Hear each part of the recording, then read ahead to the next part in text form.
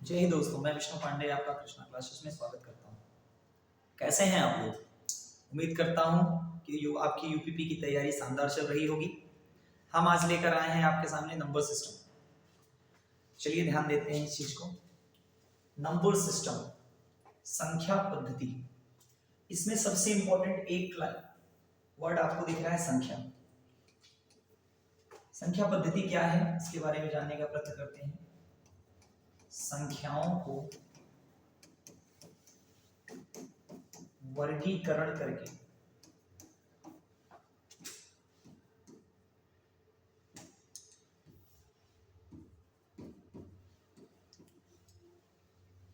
पढ़ना संख्या पद्धति है।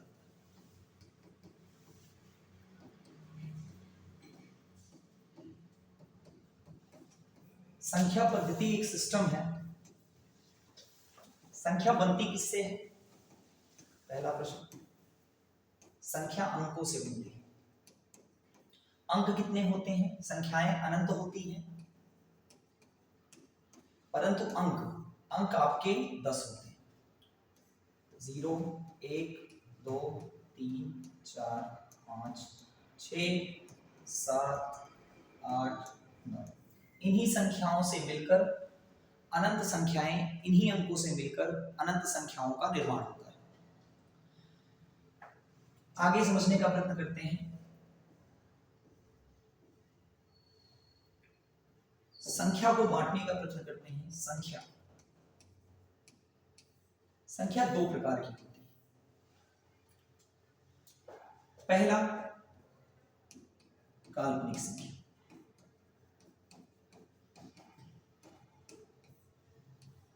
दूसरा, वास्तविक संख्या। इन दोनों में डिफरेंस क्या है? मैथ का मतलब होता है, गणित का मतलब होता है गणना करना,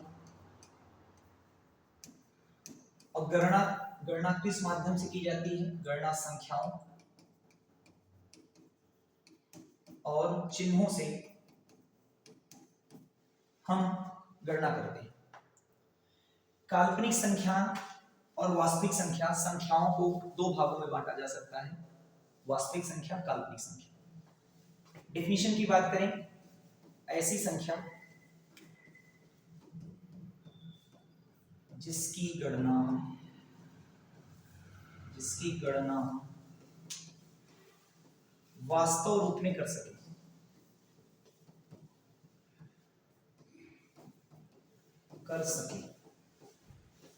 उसे वास्तविक संख्या कहते हैं।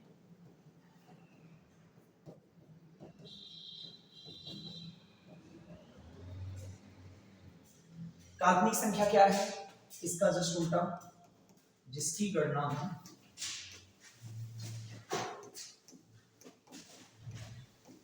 वास्तविक रूप में ना कर सके।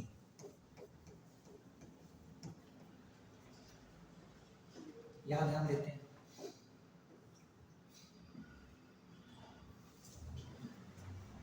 एग्जाम में एग्जाम्पल से क्वेश्चन आते हैं। एग्जाम्पल एकमात्र काल्पनिक संख्या होती है बेटा, ध्यान दीजिएगा कि यदि करड़ी के अंदर का मान ऋणात्मक आ जाए, यदि करड़ी के अंदर का मान ऋणात्मक आ जाता है तो उसे हम काल्पनिक संख्या में गिन लेते हैं। अर्थात कहने का ये मतलब है जिसकी गणना हम वास्तव में नहीं कर सकते। जैसे हमने कहा 5 + 3 ये मिलकर 8 हो गया, तो हमने गणना कर लिया, तो 5 हमारी वास्तविक संख्या है, 3 भी हमारी वास्तविक संख्या है। आगे चलते हैं, से √2 का मान, √3 का मान, इसकी हमने गणना कर लिया, तो ये सारी चीजें क्या है? ये हमारी वास्तविक संख्या है। यहां पर एक एग्जांपल देते हैं, सबसे इंपॉर्टेंट है और एकमात्र संख्या है। करणी में हम ऋणात्मक लेते हैं, √-4। √-4 बेटा क्या है? √-4 आपका काल्पनिक संख्या है। इसे सॉल्व करने का नियम क्या है? इसे सॉल्व करने का नियम,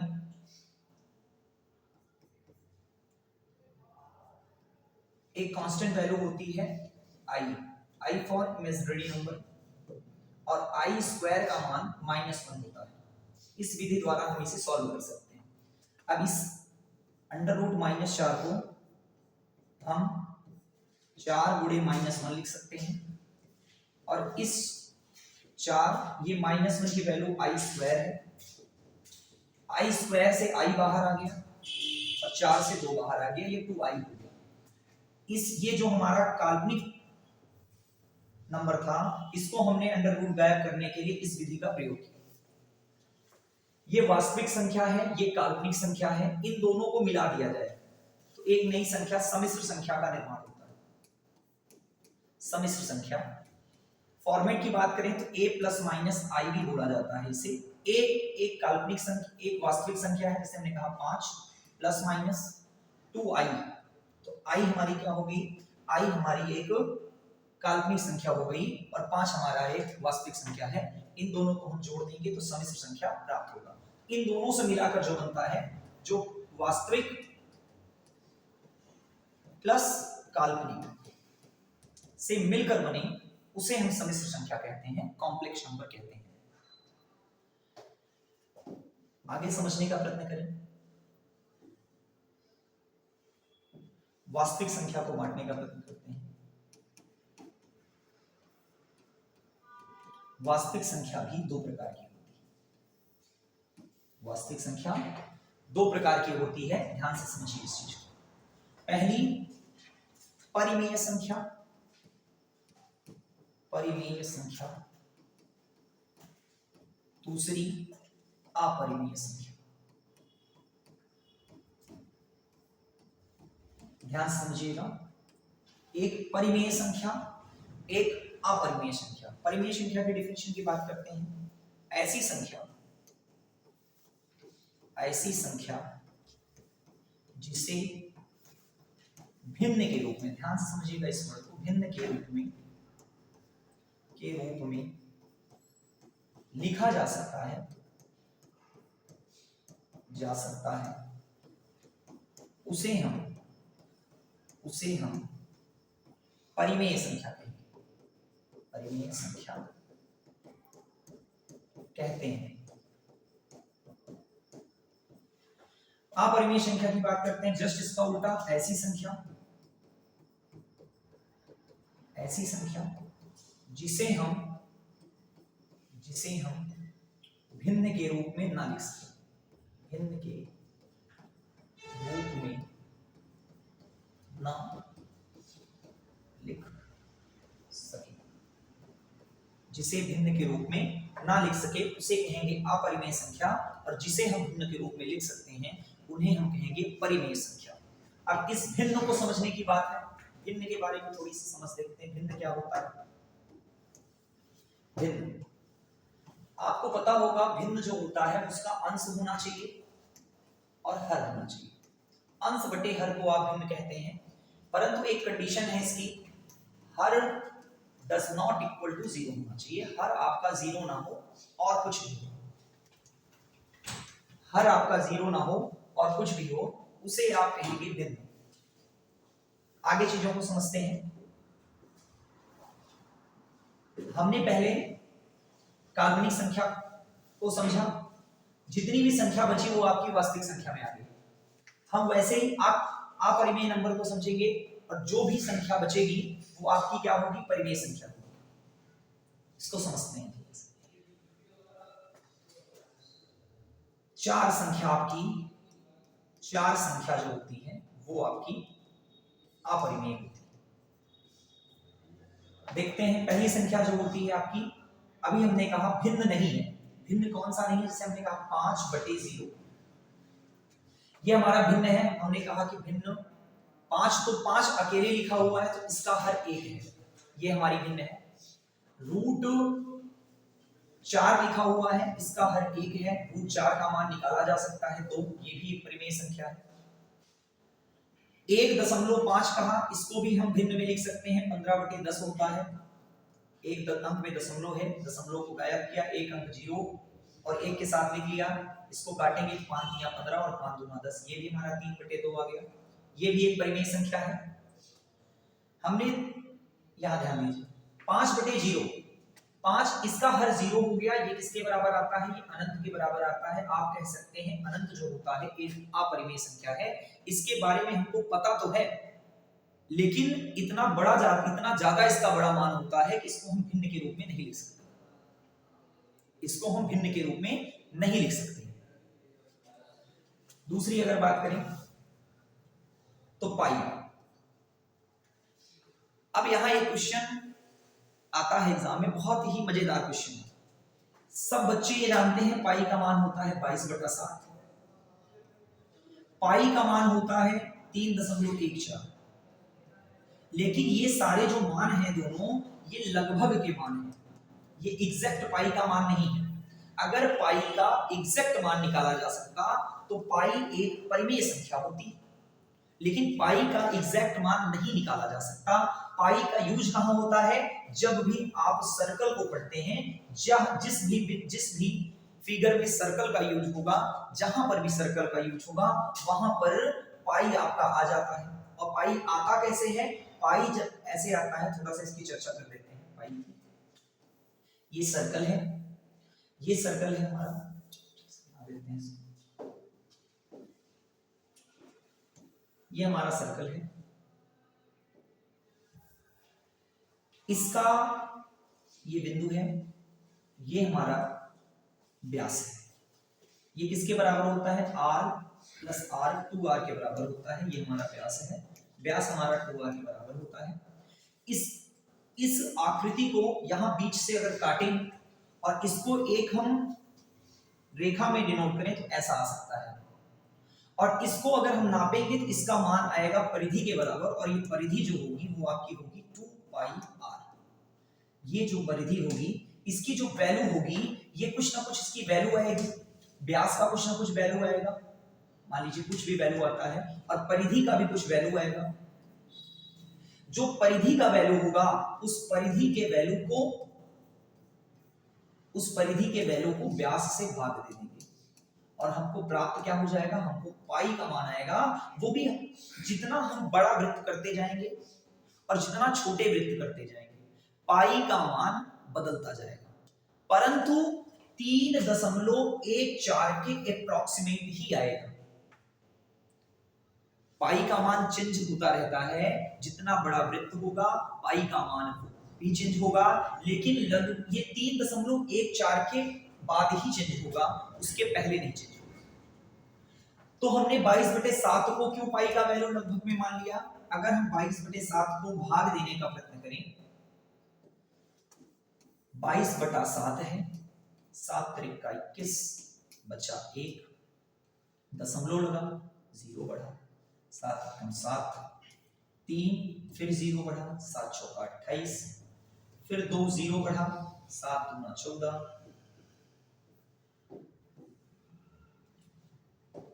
6 बचा, फिर 0 बढ़ा, 7 × 7 = 56, फिर 4 हुआ, फिर 0 बढ़ा, 7 × 5 = 35, फिर 5 हुआ, फिर 0 बढ़ा, 7 × 7 = 49। ध्यान से देखिए, यही आपका पॉइंट है। अगर यही 49 आपका आकर फिर यहाँ 1 होगा, अब हम पहाड़ा पढ़ेंगे तो हमारा ये 7 एकदम 7 होगा, और फिर ये रिपीट करना शुरू हो गया, फिर 4 आएगा, फिर 2 आएगा, फिर 8 आएगा, फिर 5 आएगा, फिर 7 आएगा, मतलब ये अब रिपीटेबल मान हो गया। ये 22/7 जो है वो 6 अंक के बाद रिपीट कर गया, 6 अंक दशमलव के 6 अंक बाद रिपीट कर गया, पुनरावृत्ति हो गई। अर्थात ये जो 22/7 है, ये हमारे पाई का लगभग मान है, पाई के लगभग मान के बराबर है, एग्जैक्ट मान नहीं है, पाई के लगभग मान के बराबर है। पाई एक अपरिमेय संख्या है। जब कभी भी पाई का मान रिपीट होना स्टार्ट हो जाएगा, 100, 200, 500 बार इस दशमलव के इतने बार तक जाने के बाद भी अगर रिपीट होना शुरू हो जाएगा तो हमारा वो परिमेय नंबर हो जाएगा। लेकिन अभी अपरिमेय संख्या हम पढ़ेंगे क्योंकि हमारे पाई का मान रिपीट नहीं हुआ है। पाई एक अपरिमेय संख्या है, पाई एक अपरिमेय संख्या है। और आगे चलते हैं, तीसरे नंबर की एग्जांपल की बात करते हैं। इससे ज्यादा क्वेश्चन नहीं आएगा भैया यूपीपी में, जितना मैं पढ़ा रहा हूं उतना ईमानदारी से पढ़िए। तीसरे नंबर की बात करें, ऐसा वर्गमूल, ऐसा करड़ी मान जिसे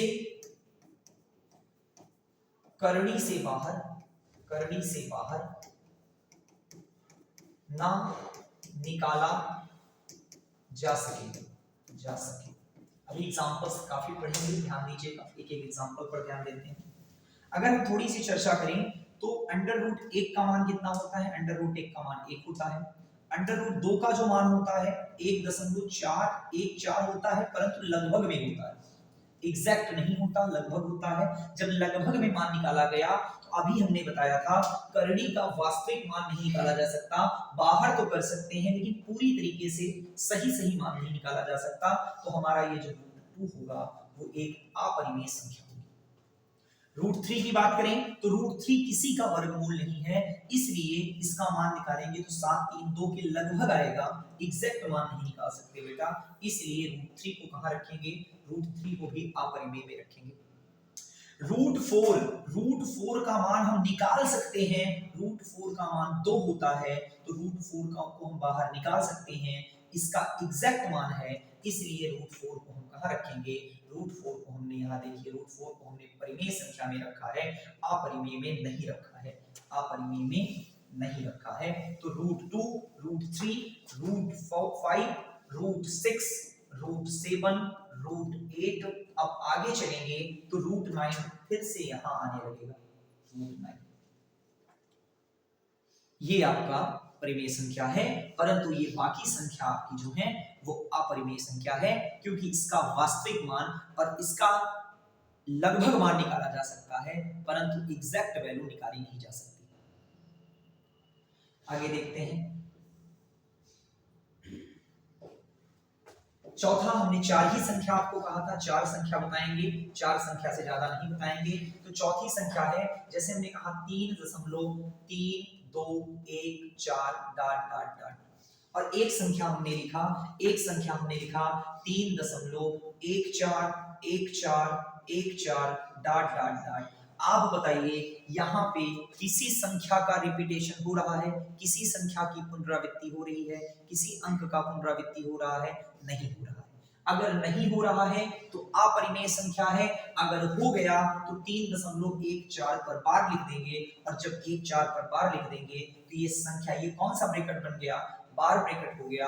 बार इसे इस तरीके पुनरावृत्ति का नियम लगने लगा, और पुनरावृत्ति को भिन्न में बनाने का तरीका होता है। जैसे हमने कहा 3 पर बार है, इसका मतलब है 3 दशमलव, इसका मतलब है दशमलव 3 डॉट डॉट डॉट। इसको हम सॉल्व करने का हमारा तरीका होता है, इसको हम सॉल्व कर सकते हैं, इसको हम 3/9 लिख सकते हैं, और फिर 1/3 लिखा जा सकता है। इस कैसे ये हुआ इसको बाद में सिखाएंगे, आगे क्वेश्चंस करेंगे तो उसमें हम सीखेंगे। आगे चला जाए कुछ, और बाकी जितनी भी संख्याएं हैं वो संख्याएं हमारी परिमेय संख्या में आएंगी। थोड़े क्वेश्चंस पर आ जाते हैं, थोड़े क्वेश्चंस करा लेते हैं इस क्वेश्चन पे, देखते हैं क्वेश्चन यहाँ। 3√16 एक है, इसको ध्यान से समझेंगे। अपरिमेय संख्या, सबको डेफिनेशन की बात करेंगे। अपरिमेय संख्या किसे कहते हैं? अपरिमेय संख्या वह संख्या होती है जिसका हम मान लगभग में, जिसको हम भिन्न में नहीं लिख सकते, उस मान को कहते हैं अपरिमेय संख्या।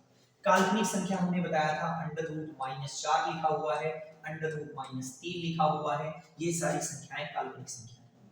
अभाज्य संख्या अभी हम नहीं पढ़े हैं, लेकिन अभाज्य संख्या ऐसी संख्या होती है जो जिसके केवल केवल दो भाजक होते हैं, दो भाजक होते हैं, जिसके केवल दो भाजक होते हैं, ये सारी संख्याएं हमारी अभाज्य संख्याएं कहलाती हैं। पूर्णांक तीन प्रकार के होते हैं, आगे चर्चा करेंगे। तभी पूर्णांक पूरा पूरा आप कह सकते हो 5, 4, -2, ये सारी चीजें आपकी कह सकते हो। अभी आपको पता है कि ये हमारा 3√16 है। √16 का मान निकाला जा सकता है 4 और 3 चौका कितना हो गया 12, तो 12 हमारा पूर्णांक है, ये हमारा पूर्णांक है, उत्तर आ गया। क्यों पूर्णांक है? क्योंकि ये धन पूर्णांक में आएगा। पूर्णांक तीन प्रकार के होते हैं, आगे भी चर्चा करेंगे। पूर्णांक तीन प्रकार के होते हैं, आप कह सकते हो धन पूर्णांक, ऋण पूर्णांक और शून्य पूर्णांक। जैसे +1, +2, +3 डॉट डॉट प्लस अनंत तक ये हमारी संख्याएं धन पूर्णांक में आएंगी।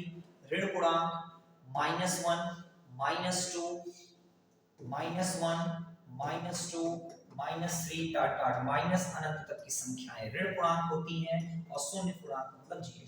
जीरो को धन या ऋण दोनों में नहीं लिया जाता, क्योंकि शून्य आपका शून्य मतलब कुछ नहीं। आगे चलते हैं दूसरे क्वेश्चन। निम्नलिखित में से कौन सा संख्या परिमेय संख्या नहीं है? इसको ध्यान दीजिएगा भैया, नहीं है कह रहा है, नहीं का मतलब परिमेय नहीं है, तो क्या है? तो क्या है? तो वो अपरिमेय होगा। परिमेय नहीं है तो क्या है? वो अपरिमेय है।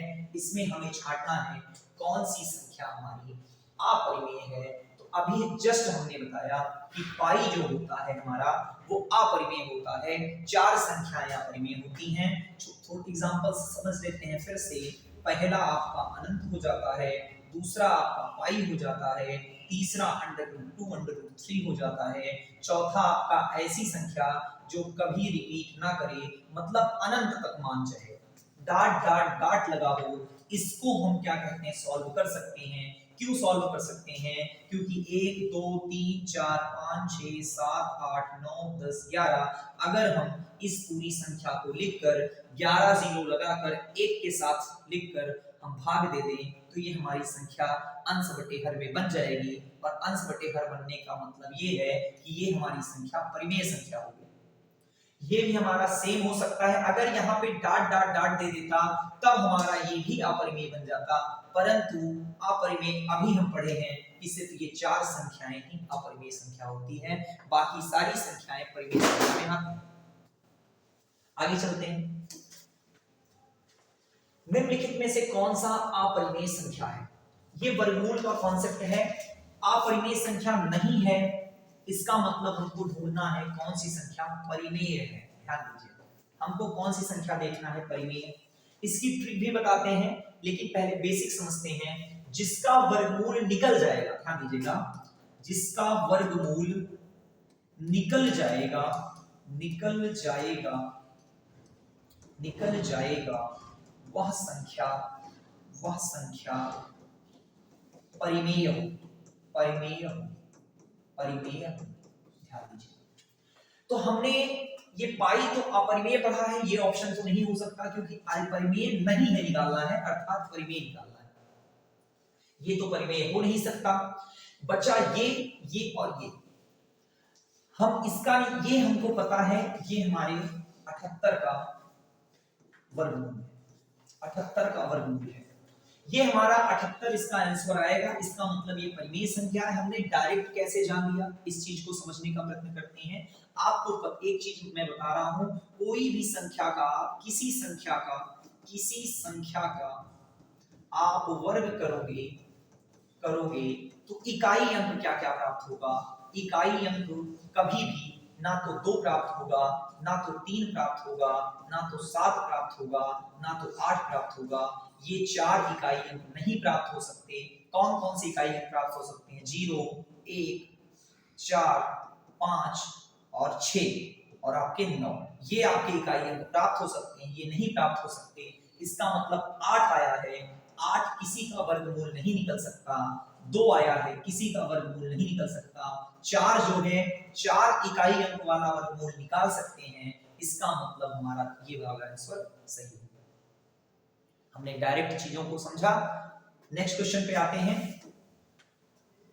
निम्नलिखित में से कौन सी संख्या एक परिमेय है?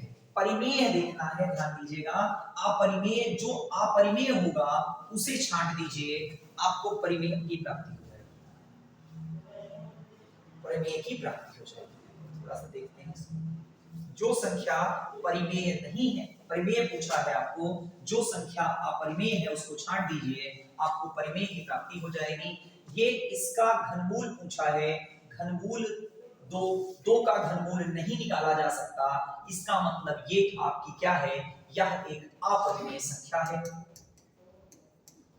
4 का घनमूल नहीं निकाला जा सकता, इसलिए ये भी आपका अपरिमेय है। 12 का घनमूल नहीं निकाला जा सकता, इसलिए 12 भी आपका अपरिमेय है। 8 का घनमूल निकाला जा सकता है, 8 का घनमूल 2 होता है, इसका मतलब ये हमारा एक परिमेय संख्या है। 2 एक भिन्न है क्योंकि इसका अंश भी है और हर भी है, जिसका अंश बटे हर हो और हर आपके 0 के बराबर ना हो, वह संख्या हमारी परिमेय संख्या है। नेक्स्ट कॉन्सेप्ट जाते हैं, नेक्स्ट क्वेश्चन पे। सभी अपरिमेय संख्याएं, जो सारी अपरिमेय संख्याएं हैं वो होती क्या है? अब ध्यान दीजिएगा, अपरिमेय किसका पार्ट है? अपरिमेय बांटने से पहले हमने परिमेय और अपरिमेय को बांटने से पहले वास्तविक संख्या को बांटा था। तो वास्तविक संख्या के ही तो ये दोनों ब्रांचेस भी, ये दोनों शाखाएं भी। तो जो संख्याएं अपरिमेय संख्या एक वास्तविक संख्या है भैया, वो काल्पनिक नहीं है, पूर्ण भी नहीं है और पूर्णांक भी नहीं है, यह एक वास्तविक संख्या है। पूर्णांक और पूर्ण तो आप परिमेय संख्या को जब बांटेंगे तब पूर्णांक प्राप्त होगा और पूर्णांक और पूर्ण प्राप्त होगा। जब आप परिमेय को बांटेंगे तो परिमेय को बांटने के लिए आपको पूर्णांक को समझना पड़ेगा और पूर्णांक में आपके धन पूर्णांक और ऋण पूर्णांक और शून्य पूर्णांक पढ़ेंगे और शून्य पूर्णांक और वास्तविक संख्या आगे आ जाएगी। ये आपका काल्पनिक, ये आपका वास्तविक संख्या है। सभी अपरिमेय संख्याएं एक वास्तविक संख्या होती हैं, कोई इसमें निम्नलिखित में से कौन सी अपरिमेय संख्या है? ध्यान से बच्चों समझिए, एकदम सिंपल सा क्वेश्चन है। इसमें कितनी घात है, इसमें कितनी करनी लगी हुई है, इसमें कुछ नहीं है तो इसका मतलब 2 है। इसमें 3 लगा हुआ है, इसमें 4 लगा हुआ है और इसमें 6 लगा हुआ है। तो जितनी भी करनी के मान लगे हुए हैं उतने उतने 2 जैसे 2 लगा हुआ है तो 2 का जोड़ा बनाइए, 1 2 2 का जोड़ा, 3 2 का जोड़ा बन गया। इसका मतलब ये इससे बाहर निकल सकता है। कितने जोड़े बने? 1 2 3 शून्य के जोड़े थे, 3 शून्य को बाहर कर लिया, 1 लिख दिया, हमारा आंसर आ गया। इसका मान निकाल लिया हमने, इसलिए ये परिमेय संख्या है। ये क्या है? परिमेय। करनी से बाहर निकल जाएगा, परिमेय नहीं निकलेगा, अपरिमेय। ध्यान दीजिएगा इसको। 3 है, 3 का बनाया, 1 3 का जोड़ा, 1 3 का जोड़ा। तो अब इसको हम बाहर निकाल सकते हैं। 2 3 के बने, 3 3 के 2 शून्य के पेयर बने, तो 2 शून्य बाहर निकाल लिया, 1 लिख लिया। ये 100 को 3 बार गुणा करेंगे तो ये प्राप्त होगा। इसका मतलब ये भी एक परिमेय संख्या हमको प्राप्त होगी। ये 6 है, क्या 6 शून्य है? बिल्कुल 6 शून्य है। एक ही 6 बाहर, 6 शून्य है, आपके 1 शून्य बाहर निकलेगा। 10 को 6 बार गुणा किया जाएगा तो हमारा 10 लाख प्राप्त हो जाएगा। यहां देखते हैं 4 है, 4 का पेयर बना, 1 जोड़ा बना।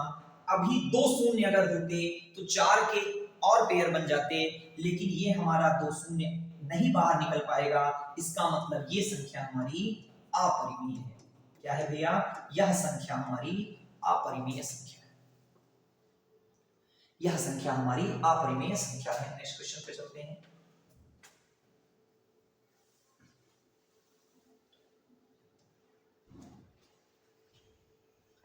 थोड़ा सा इस क्वेश्चन को डार्क कर देते हैं।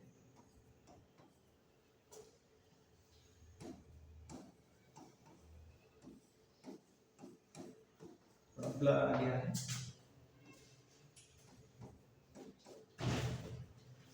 निम्नलिखित में से परिमेय संख्या कौन सी है। इसका हम घनमूल नहीं निकाल सकते, ये परिमेय संख्या नहीं है। इसका हम घनमूल नहीं निकाल सकते, ये परिमेय संख्या नहीं है। इसका हम घनमूल नहीं निकाल सकते, ये परिमेय संख्या नहीं है। इसका हमने घनमूल निकाला, 2 हुआ, 2 में से 2 गया 0, 0 एक परिमेय संख्या में आएगा भैया। 0 क्योंकि एक पूर्णांक है, 0 हमारा परिमेय संख्या है। 0 हमारा, यहां देखते हैं निम्नलिखित में से कौन सा परिमेय संख्या नहीं है। परिमेय संख्या नहीं है मतलब अपरिमेय है। परिमेय संख्या नहीं है मतलब अपरिमेय। आपको √2 हमने अपरिमेय बताया है। ये दशमलव का मान है, दशमलव का मान मतलब 15/10, इसको भिन्न में लिख लिया, ये परिमेय। √4 का मान 2 होता है, ये परिमेय। ये आपका अपरिमेय होगा। यहाँ पे आप एक रूल लिख भी सकते हैं नोट करके कि कभी भी अगर परिमेय संख्या और अपरिमेय संख्या को जोड़ा जाता है तो जो प्राप्त होता है वो भी क्या प्राप्त होता है, वो भी अपरिमेय संख्या प्राप्त होती है। कोई भी परिमेय संख्या और अपरिमेय संख्या को जोड़ा जाता है तो सदैव हमको क्या प्राप्त होता है, अपरिमेय प्राप्त होता है। तो हम क्या, ये आपका दूसरा भी अपरिमेय है और तीसरा भी अपरिमेय है, तो 2 और 3 आपके अपरिमेय संख्या है। जो परिमेय नहीं होगा वही आपका अपरिमेय होगा। आपका ऑप्शन नंबर 20 सही है। आगे देखते हैं निम्नलिखित में से कौन सा परिमेय संख्या है। ध्यान दीजिएगा, पाई आपका अपरिमेय है। √11 का मान हम नहीं निकाल सकते, ये भी हमारा अपरिमेय है। 2.1387269 ये कहीं पर रिपीट होता दिख नहीं रहा है, ये भी हमारा अपरिमेय है। इनमें ऑप्शन डी की तरफ चलेंगे, इनमें से कोई नहीं आपका परिमेय है। ऑप्शन नंबर डी बिल्कुल सही है।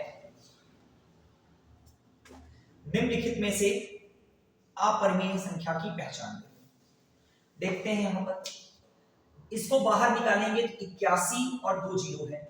2 जीरो का वर्गमूल जब करते हैं तो 1 जीरो हो जाता है। 81 का वर्गमूल आपका 90 है। 22/7 अंश में लिखा हुआ है, हर में लिखा हुआ है, अंश भी है हर भी है, बिल्कुल आपका परिमेय संख्या है।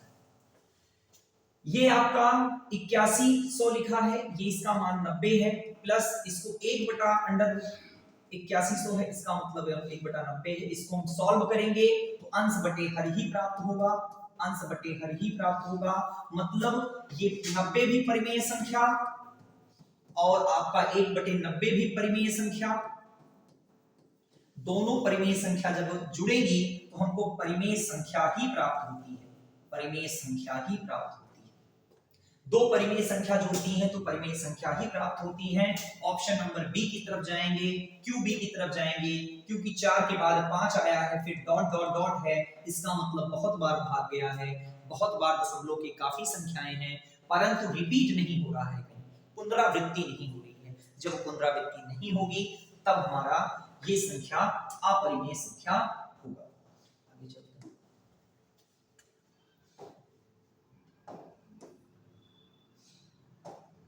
अपरिमेय संख्या पहचानना है। यहां देखिए 9 पूरा पूर्णांक लिखा हुआ है, पूर्णांक एक परिमेय संख्या होता है, अंश है और हर है, ये हमारा क्या होता है, ये परिमेय संख्या होता है।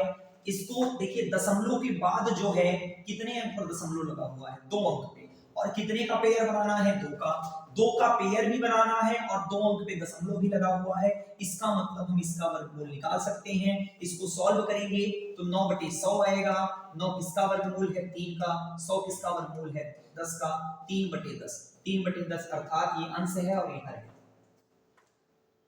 आगे चलते हैं, इसको सॉल्व करने का प्रयत्न करेंगे तो 9/10 होगा अंडर रूट में।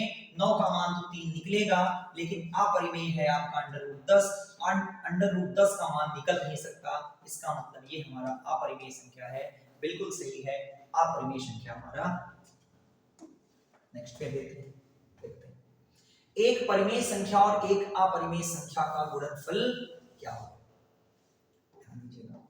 हम इस क्वेश्चन को एकदम इजी ढंग से करेंगे। कोई भी एक परिमेय संख्या मान लीजिए, हमने कहा एक परिमेय संख्या हमने 5 मान लिया। अपरिमेय संख्या मान लीजिए, कोई भी अपरिमेय, आपकी इच्छा, जो भी आपको इच्छा, हमने छोटा सा छोटा अंडर रूट 2 मान लिया। 5 का गुणा हम रूट 2 में करेंगे तो हमको क्या प्राप्त होगा, 5 रूट 2 प्राप्त होगा। मतलब ये हमारा क्या है, ये हमारा अपरिमेय है कि नहीं है। तो हमारा जब अपरिमेय प्राप्त हुआ तो लॉजिक क्या बना कि परिमेय संख्या का गुणा अगर हम अपरिमेय में करेंगे तो हमको सदैव अपरिमेय प्राप्त होगा। उत्तर आ गया अपरिमेय संख्या। आगे चलते हैं भैया। निम्नलिखित में से कौन सा अपरिमेय है? इसमें ट्रिग्नोमेट्री के कुछ अंश के मान की जरूरत है, इसको देखते हैं। tan 45 का मान 1 होता है।